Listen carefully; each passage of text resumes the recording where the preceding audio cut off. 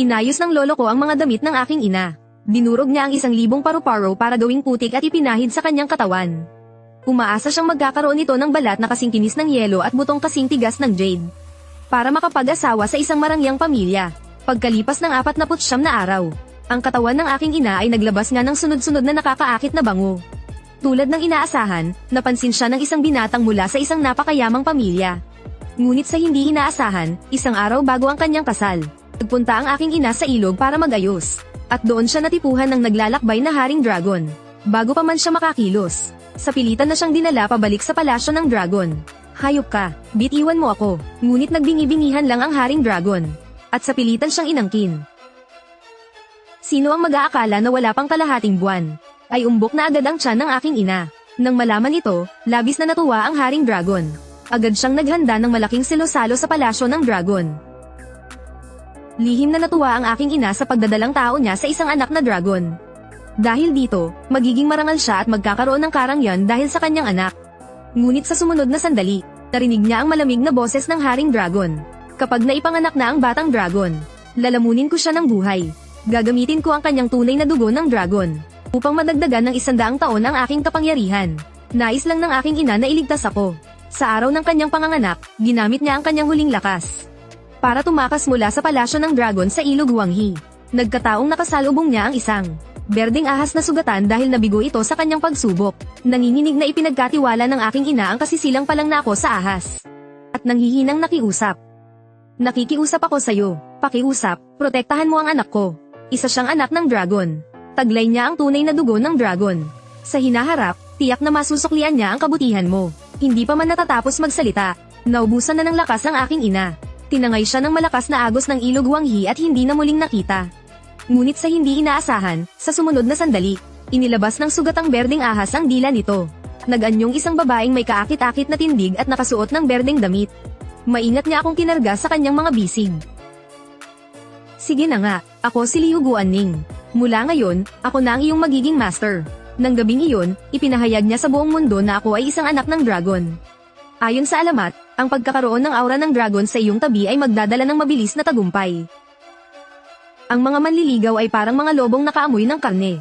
Sa gitna ng malakas na ulan, dinumog nila ang aming tarangkahan at halos hindi na ito madaanan. May mga mayayamang negosyante na may hawak na mga bara ng ginto. May mga opisyal na may dalang mga titulo ng lupa. Karga-karga lang ako ng aking master. At nagtakda ng isang patakarang hindi maaaring suwayin. Tanging ang babaeng may tadhana ng phoenix na isinilang sa taon, buwan, at araw ng phoenix ang maaaring magpakasal sa kanya. At hiramin ang aura ng dragon para baguhin ang kanilang kapalaran. May ilang kumwestiyon kung totoo nga ba ang anak ng dragon. Bakit naman? Paano namin malalaman kung totoo o peke ang anak ng dragon na yan? Hindi na ngatwiran ng aking master. Dahan-dahan niya lang akong tinapet. Agad akong napahagulgol. Ang iyak ko ay biglang bumuo ng isang hindi nakikitang pananggalang. Huminto ang malakas na ulan, 3 talampakan ang layo sa akin. Na para bang bumangga ito sa isang hindi nakikitang pader. Agad itong tumalsik at kumalat sa iba't ibang direksyon. Nagulat at namangha ang lahat ng tao. Sabay-sabay silang nagsiluhod. Walang tigil silang nagdasal para sa biyaya at proteksyon. Umaasa na ang sarili nilang anak na babae ang mapipili. Pagkatapos ng masusing pagpili ng aking master. Sa huli ay 18 taong gulang na babaeng may tadhana ng phoenix ang natira. Pagkatapos, marahang hiniwan ng master ang dulo ng aking daliri, para makabuo ng isang kasunduan sa pagitan namin ng mga dalaga. At inutusan niya silang protektahan ako ngayong gabi, kahit na buhay pa nila ang maging kapalit. Gaya nga ng inaasahan, nang gabing iyon, kumalabog ang nakabibinging kulog.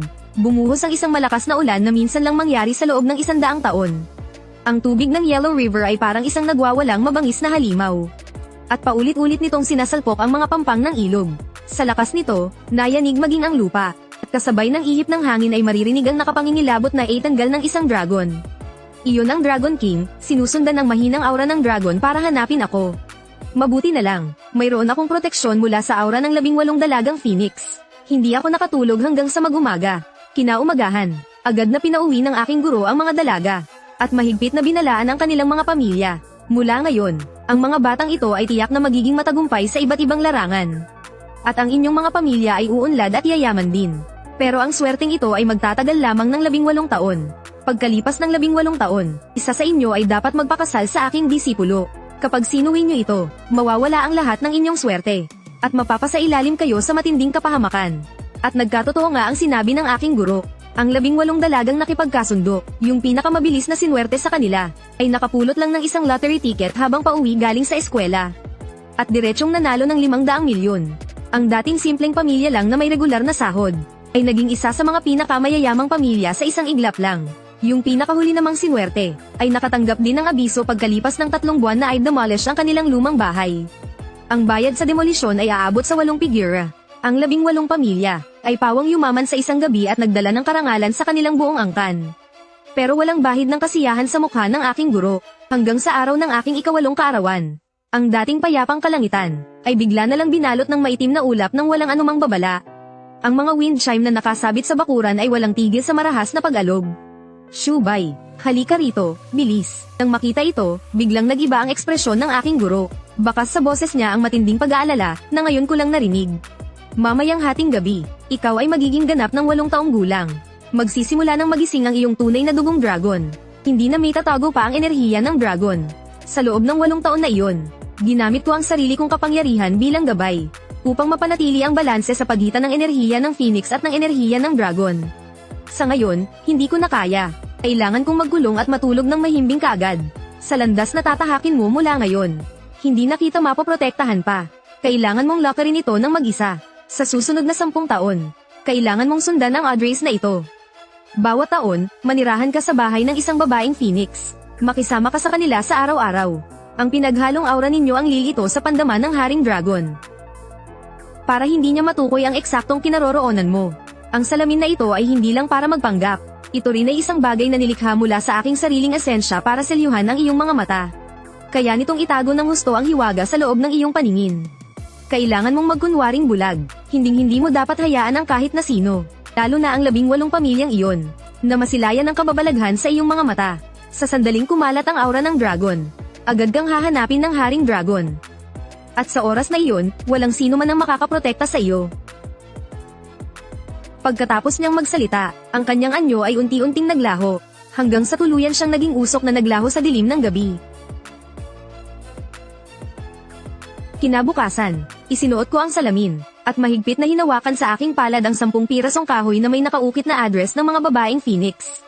Mag-isa akong umalis ng bahay. Bumunot ako ng 1 pirasong kahoy, at sinundan ang address na nakasulat doon. Matapos ang mahabang paglalakbay, nakarating ako sa syudad. Nang malapit na ako sa bahay na iyon, sinadya kong bagalan ang aking mga hakbang. Nagpapanggap na isang batang bulag na nangangapa ng daan. Dahan-dahan akong lumapit sa kanilang gate, at marahan kong pinindot ang doorbell. Ang nagbukas ng pinto ay ang ina ng babae. Agad kong kinuha mula sa aking damit ang tanda ng aming sumpaan ng dugo noon. At pabulong na nakiusap na payagan niya akong tumira doon ng 1 taon. Noong una, dahil sa tanda ng kasunduan at sa sumpaan sa dragon, naging mabait pa naman sa akin ang pamilya ng babae. Pero habang tumatagal, napansin nilang mag-isa lang ako. At nang malaman nilang matagal nang nawawala ang aking maestro, unti-unting nanlamig ang pakikitungo nila sa akin. Kitang-kita sa kanilang mga mata ang pandidiri at pagmamaliit. Ang pinakamasakit sa lahat ay noong ako'y 12 taong gulang. Noong nakatira ako sa bahay ng ika-6 na babaeng Phoenix, si Bai Ningbing. 14 na taong gulang na siyang dalagita noon. Napakaganda niya. Ang kanyang mga mata ay kaakit-akit at tila kumikinang na tubig. Mababaka sa kanyang mga tingin ang kayabangan ng isang anak mayaman. Mula nang tumapak ako sa pamamahay nila, ni minsan ay hindi niya ako tiningnan ng maayos. Ang turing niya sa akin ay isang panggulong bulag. Palagi niya akong inuutusan at sinisigawan, na para bang naguutos sa isang hamak na aso. Bawal kong hawakan ang anumang gamit niya. Ayaw niya akong makasama sa iisang silid.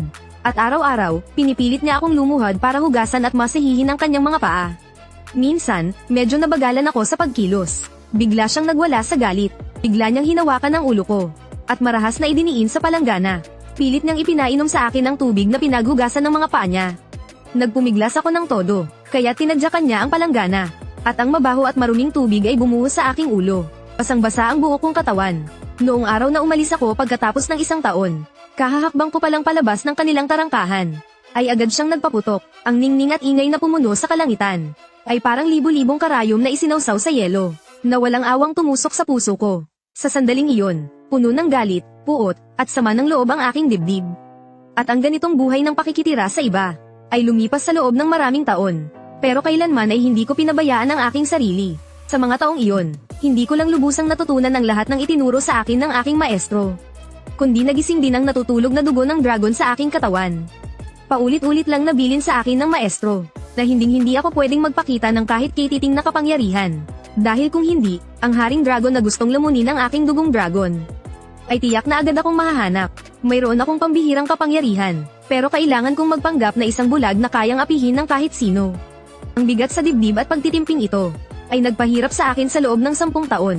Hanggang sa wakas ay sumapit ako sa edad na 18, at nanirahan sa huling pamilya, sa tahanan ni Suyun Lian. 18 taon ng pagpapala ng magandang kapalaran. Matagal nang nagluklok sa pamilya So bilang isa sa mga dambuhala sa real estate. At si Suyun Lian mismo, ay isa sa mga pinakasikat na teen idol sa mundo ng showbiz. Sinasamba ng libo-libong tao, pero hindi niya ako tinatratong parang tao, para lang maghanap ng thrill. Diretso niyang inuwi sa bahay ang isang rich kid na fan niya. Walang pakundangang naglandian sa mismong harapan ko. Hoy, yung bulag nandyan pa sa tabi, oh, anong paki natin sa kanya? Isa lang naman siyang pirasong kahoy. Hindi naman nakakakita. Anong kinatatakot mo? Halika na. Pagkatapos noon, napuno ang buong kwarto ng mga maalay na salita at masangsang na amoy. Sa mismong harapan ko, ipinaranas niya sa akin ang sukdulang kahihiyan. Pero hindi ako pwedeng gumalaw. Kahit kay titing, hindi ako pwedeng magpahalata. Ang maikling 3 segundong yun, ang naging pinakamasakit na sandali sa buong buhay ko. Sa wakas, natapos din ng isang taong taning. Ito ang huling taon ng pagprotekta sa buhay ko ng 18 Phoenix Women. Kung gusto ko pang mabuhay, bago sumapit ang hating gabi, kailangan kong pumili ng isa mula sa 18 babae para pakasalan. Para gamitin ang kasunduan sa kasal para ipagpatuloy ang Phoenix Chi at itago ang Dragon's Breath. Tahimik akong bumalik sa lumang bahay. Puno ng matataas na damo ang bakuran. Kalawangin na ang mga wind chime. Pero sa sala, isang set ng pulang-pulang damit pangkasal para sa lalaki ang maayos na nakalatag sa kama. Matagal na itong inihanda ni maestro. Isinuot ko ang damit pangkasal. At naupo sa silya. Nag-antay ako mula umaga hanggang gabi. Ang 18 Phoenix Women, wala ni isa sa kanila ang dumating para tuparin ang kasunduan. Bigla, may narinig akong pamilyar na boses mula sa labas ng pinto. Ang munti kong syubay, binata na. Ang gwapo mo sa suot mong damit pangkasal. Gulat at masaya akong lumingon. Nakita kong dahan-daang pumasok siguro mula sa labas. Napakabata at napakaganda pa rin niya. Ngunit napakaputla ng kanyang mukha, halos templasan na ito. Paging ang kanyang anyo ay tila isang ilusyon. Guro, bakit po kayo bumalik? Nag-aalala ako sa iyo, kaya bumalik ako para tingnan ka. Sabi niya habang nakangiti. Inabot niya ang kamay para ayusin ang kwelyo ko. Alam ko, pilit niyang tinapos ang kanyang pag-iisa. Para sa akin, kahit ang buhay niya ay hindi na niya inalintana. Guro, hindi na po sila darating. Sinong nagsabi niyan? Hayaan mo siguro, tatawagin ko sila. Pero sila, walang sino mang gustong magpakasal sa akin. Kung matalino lang sila, dapat silang lumuhad, at magmakaawang pakasalan ka, upang bayaran ang malaking utang na kapalaran na ipinagkaloob mo sa kanila noon. Gayunpaman, kung talagang walang may gusto, kailangan mong bawiin ang dugo ng dragon ng mag-isa. Huwag mong ipahiya ang iyong guro. Hindi ko maintindihan ang malalim na kahulugan sa mga sinabi ni guro. Pakiramdam ko lang ay nag-aapoy ang mukha ko. Tinitigan ako ni guro, halos umaapaw na ang awa sa kanyang mga mata. Matagal siyang nanahimik, bigla niyang isiniksik sa kamay ko ang isang sutlang supot. Akmang bubuksan ko na sana, nang pigilan ni guro ang kamay ko. Ang supot na ito ay para lang sakaling. Kung talagang walang may gustong magpakasal sa'yo, buksan mo ito, at baka mailigtas pa nito ang buhay mo. Ngunit hanggat hindi pa sukdulan, huwag na huwag mo itong bubuksan. Dahil baka hindi mo kayanin. Bago pa ako makapagtanong muli, tumalikod na siya at lumutang sa himpapawid. Bumuo siya ng selyo gamit ang kanyang mga kamay. 18 papel na tagak ang lumipad palabas mula sa kanyang mga manggas. Kumalat sa lahat ng direksyon. Kasabay noon, pati ang anyo ni maestro ay naglaho na parang isang sinag ng liwanag. Hawak ko ang supot na sutla. Kinakabahang nakaupo ako sa sala. Pinakikinggan ang papalapit na ugong ng mga makina sa labas. 18 naglalakihang mamahaling sasakyan. Para silang mga dambuhalang halimaw na nakahanay at huminto sa harap ng sira-sira kong tarangkahan. Sunod-sunod na bumukas ang mga pinto ng sasakyan. 18 babaeng may magagandang tindig ang bumaba. Iba talaga ang alaga ng swerte. Bawat isa sa kanila ay may balingkinitang katawan at napakagandang mukha. Pero ang nakapagtataka, bawat isa sa kanila ay may bitbit na itim na plastic bag. Umuumbok, hindi ko alam kung ano ang laman noon. Shuzik siya, isang wine red na mermaid dress. Sobrang pang-ate ang dating. Naaalala ko siya, noong mga bata pa kami, niloko niya ko habang nagpapanggap akong bulag para pumunta sa gitna ng daan. Kung hindi lang ako naging alisto, matagal na sana akong nadurage na parang giniling ng isang malaking trap. Si Bai Ningbing naman, nakasuot ng itim na leather jacket. May panloob na puting crop top na sando. Kapares ng itim na leather skirt.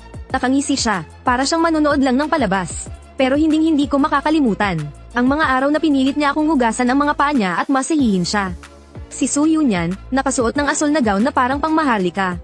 Mukhang maharlika, kagalang-galang, at may maladiwatang ganda. Pero harap-harapan niya akong niloko. Hindi ako pipili ng babaeng ganyan. Si Yu Kiexu, nakasuot ng off-white na off-shoulder mermaid gown. Elegante at kaakit-akit, kahit na nandidiri rin siya sa akin. Hindi naman niya ako talaga sinaktan. Base sa itsura ng mukha niya, may itsura siyang magdadala ng swerte sa mapapangasawa niya. Baka pwede na rin siya. Habang ako'y nag-iilusyong namimili, pabirong nagsalita si Yu Kiexu. President Shu, ang hahaba naman ng mga binti mo. Bakit hindi ka nalang magpakasal kay Cheng Shubay? Sakto, pwedeng gawing tungkod ng ating anak na dragon. Ngumisi ng malamig si Shu Zixia. Tumingin siya ng may pahiwatig sa main hall.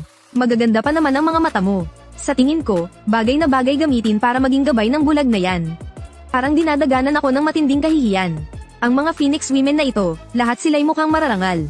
Pero napakasama pala ng mga ugali. Pero sa gulat ko, galit silang sinaway ni Bai Ningbing.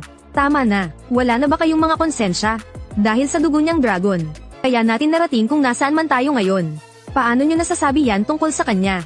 Saka, bata pa lang tayo, ipinagkasundo na tayo sa kanya. Ang pumili siya ng isa sa atin para pakasalan. Karapatan niya rin yun. Natigilan ako. Nagkamali ba ako ng basa sa kanya? Yung senyorita na laging nasisiyahang ipahiya ako. May pusong mamon pala sa kabila ng mata rin niyang bibig. Pabalang na sumagot si Shu Zixia. 1 taon na natin siyang binabantayan ng salaitan. Kung hindi dahil sa atin, matagal na siyang patay. Ang utang na loob niya sa atin noon. Matagal nang bayad. Sumang-ayon si Su Yunyan. Oo nga. Kung gusto mong magpakasal, ikaw na lang. Huwag mo na kaming isama. Walang pag-aalinlangang sinabi ni Bai Ningbing. Sige, ako na ang magpapakasal sa kanya. Tumakbo siya palapit, at kumatok sa pinto ng main hall. Ang boses niya ay sobrang tamis, nakakasuya. Shubay, nandyan ka ba? Nandito na ako para sa kasal natin. Nagkunwari ako ngayon ko lang narinig. Kinapakapa ko ang pinto para buksan. Suray-suray akong lumabas, para mas maging kapanipaniwala ang pagiging bulag ko. Sinadya ko pang matisod sa hambo ng pinto. Kaiyahiyang napasubsob ako sa lupa. Napuno ng tawanan at kantsawan ang buong bakuran. Pero ay nalalayan ako ni Bai Ningbing. Malambing ang boses niya. Shubay, ayos ka lang ba? Nasaktan ka ba? Gaman ang loob ko. Siguro nga, makakapag-asawa ako ng isang mabuting babae. Kahit marami kaming pinagdaan ng di maganda noon. Kung hindi naman talaga masama ang ugali niya. At bukal sa loob niyang magpakasal sa akin. Sisikapin ko ring mahalin siya. Ngumiti ako at tumingala, pero di ko inaasahan, sa likod ng salamin ko.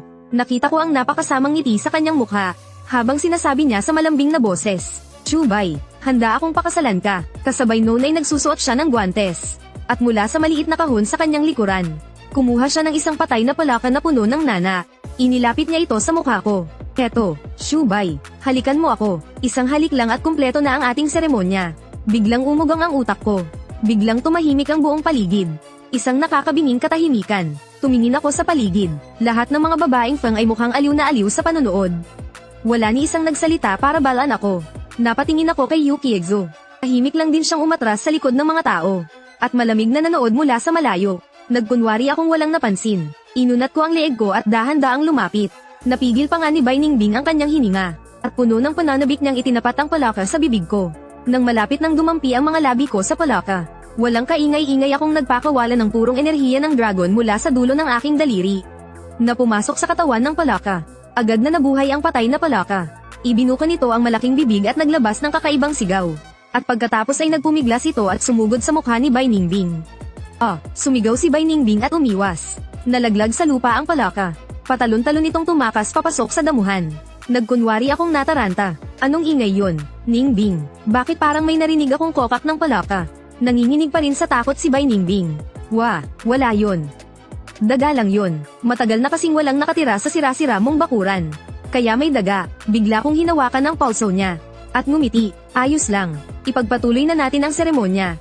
Wala na ang palaka. Nataranta si Bai Ningbing. Nagpumiglas siya ng husto. At nagsimulang magbitiw ng masasakit na salita. Bitiwan mo ko. Walang hiya kang bulag ka. Mabahong pulubi. Sinong magpapakasal sa'yo, ha? Bitiwan mo ko, sabi. Sumiklab ang galit ko. Ang galit na kinimkim ko sa loob ng 18 taon. Sa sandaling ito, halos wasakin na ang katinoan ko. Hindi ko napigilan ang paglabas ng kapangyarihan ng lahi ng mga dragon. Namutla ng husto si Bai Ningbing. Hindi na siya makagalaw. Biglang napuno ng maitim na ulap ang kalangitan. Tila may anyo ng isang dragon na lumitaw sa mga ulap. Isang malakas na kulog ang biglang kumidlat. Agad akong natauhan, lintik, sa init ng ulo ko kanina. Ang katiting na enerhiya ng dragon na lumabas sa dulo ng aking mga daliri. Ay naramdaman pala ng haring dragon na yun. Agad kong binawi ang aking kapangyarihan. At binitawan ang kamay ni Bai Ningbing. Pero hindi ko inaasahan na akalain niyang natakot ako sa kulob. Agad na namang bumalik ang kayabangan niya. Itinaas niya ang kanyang kamay at sinampal ako. Nag-iwan ng 3 dagwang kalmo ang mga kuko niya sa mukha ko. Isang bulag, hindi ka man lang ba tumitingin sa salamin? Tingnan mo kung karapat-dapat ka. Yung sinabi ko kaninang papakasalan kita. Pinaglalaroan lang kita. Sineryoso mo talaga, ano? Pinigilan ko ang nag-aalab kong galit. Sabi ko nang may diin. Pero ikaw mismo ang nagsabi sa harap ng lahat. Napapakasalan mo ako. Suminghal si Bai Ningbing. Umatras siya ng 2 hakbang. Gusto mong pakasalan kita? Sige, nasasaktan ako sa pagkakahawak mo. Lumuhad ka, yumukod ka sa akin at humingi ng tawad. Pag-iisipan ko, nang marinig iyon ng ibang mga babaeng feng, bigla silang nabuhayan ng loob. Oo nga, lumuhad ka at humingi ng tawad. Sino ka ba sa akala mo? At may gana ka pang mamili. Huminga ako ng malalim, pinakalma ang kumukulo kong dugo. Ang paglabag sa kasunduan. Hindi ba kayo natatakot na maubos ang swerte ninyo? At datnan ng matinding kamalasan. Tumawa si Shuzik siya, isang patak lang ng dugo. At gusto mo nang atali kami habang buhay. Lahat tayo ay galing sa mga pamilyang may ari-ariang lampas 100 milyon. Kahit pa isauli namin sa'yo ang dugo ng dragon, hindi babagsak ang aming pamilya. Nang marinig ito ni Bai Ningbing, para siyang may biglang naalala. Nakangiti niyang pinulot mula sa sahig ang itim na plastic bag. At ibinato sa mukha ko. Di ba't dugo ng dragon ang gusto mo? Heto, ibinabalik ko na sa'yo. Hindi mahigpit ang pagkakatali ng supot. Gamulong ito ng 2 beses sa sahig at bumukas. Napayuko ako para tingnan. Laman nito ang isang gamit na pasador na may dugo. Nanginginig ang mga kamay ko. Hindi mapigilan ang nag-uumapaw na galit. Kasabay nito, umalingaw-ngaw ang sunod-sunod na kalabog. Pinagbabato ako ng mga babaeng phoenix ng mga itim na plastic bag. Nagkalat sa sahig ang mga pasador na may bahid ng maruming dugo. Tawa pa rin sila ng tawa. Halos mamilipat na sa kita-tawa. Bulag siya, hindi nakakakita. Dali, pulutin nyo. Ibato nyo sa mukha niya. Ha ha ha, ang anak ng dragon. Isa lang palang bulag na namumulot ng basura. Ang ibinigay ko sa kanila noon ay ang napakahalagang dugo ng dragon. Isang pagkakataon na mag-aangat sa kanila sa karangyan. Pero ngayon, itong karumal-dumal na bagay. Ang ipinambabayad nila sa dugo ko. Ang kahihiyang ito, ay mas tumatagos sa buto kaysa sa lahat ng pang-aapi nila sa akin noon. Mula sa itaas, minamaliit nila ang kaawa-awa kong kalagayan. May mapanuyang ngisi sa kanilang mga labi. Walang awang niyuyurakan ang aking dignidad. Pero ang hindi nila alam, sa siwang ng aking salamin, matagal ko nang nakita ang kapalaran sa mukha ng bawat isa sa kanila. Bawat isa sa kanila, nangingitim ang noo. Napapalibutan ng aura ng kamatayan, malapit na ang kanilang katapusan. Tingnan ninyo ang inyong mga noo. Isang maitim na enerhiya ang bumabalot sa inyo, tanda ng kapahamakan. At nagagawa nyo pang maging masaya sa kabila niyan. Akala nyo ba talaga, na ang utang ninyong karma, ay basta-basta nyo na lang mababayaran? Biglang umihip ang isang malakas na hangin. Nagdilim ang kalangitan, isang presensya na mas nakakatakot pa kaysa sa nauna. Na para bang isang dambuhalang bundok ang bumagsak mula sa langit. Bumigat ang buo kong katawan. Naglalagutukan ang mga buto ko sa tindi ng presyon. Bawat pulgada ng aking kalamnan ay nanigas. Nagwawala ang enerhiya sa loob ng katawan ko. Pamilyar na pamilyar sa akin ang presensyang ito. Nandito na siya, ang matandang hakluban na Dragon King ng Yellow River. Sa huli, sinundan niya ang aura ng dragon kaya natunton niya tayo. Ngayong gabi, walang sino man ang makakaalis dito ng buhay.